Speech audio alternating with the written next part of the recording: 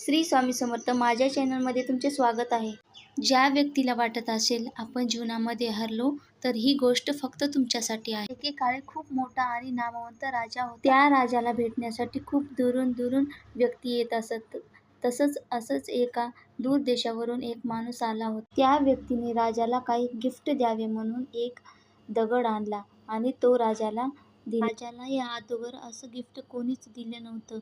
राजाला तो दगड खूप आवडला. राजानं ठरविलं की ह्या दगडाची आपण खूप छानशी एक मूर्ती बनवून घेऊ. राजाने आपल्या सैनिकाला मूर्ती बनवून घेण्याची आज्ञा दिली.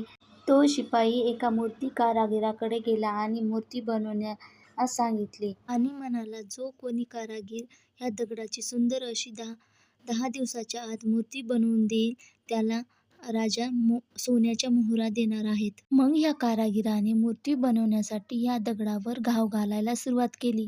कारण मूर्ती बनवण्यासाठी दगडावर घाव हे घालावे लागतात. परंतु त्या कारागिराला तो दगड फुटत नव्हता.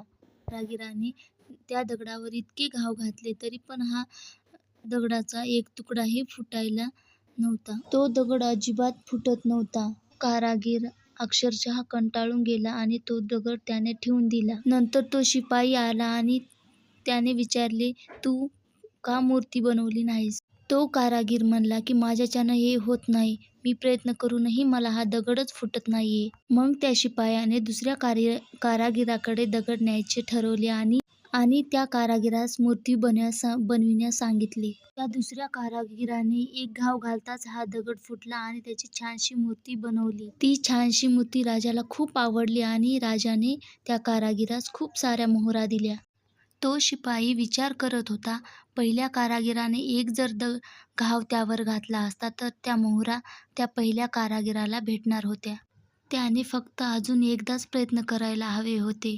पण ते प्रयत्न त्याने केले नाही, म्हणून त्याला मोहरा मिळाल्या नाही. आणि त्या सोन्याच्या मोहरा पहिल्या कारागिराला न जाता त्या दुसऱ्या कारागिराला गेल्या. या गोष्टीतून असे लक्षात येते की प्रयत्न हे करायला पाहिजेत. एकदा फळ नाही भेटलं ते पुन्हा आपल्याला भेटेल. हार ही जीवनात कधी नसतेच, ती आपण मानतो. एकदा हारल्याच्याने सर्व काही संपलं असं नसतं.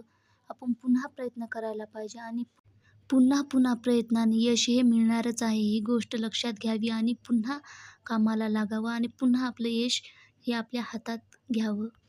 आणखी प्रयत्न करावा. आपण जोपर्यंत जिंकत नाही तोपर्यंत आपल्याला प्रयत्न करायचा आहे. मेहनत, प्रयत्न आहे तिथे यश आहेच. चला तर मग हार मानणं सोडून द्या आणि पुन्हा कामाला लागा.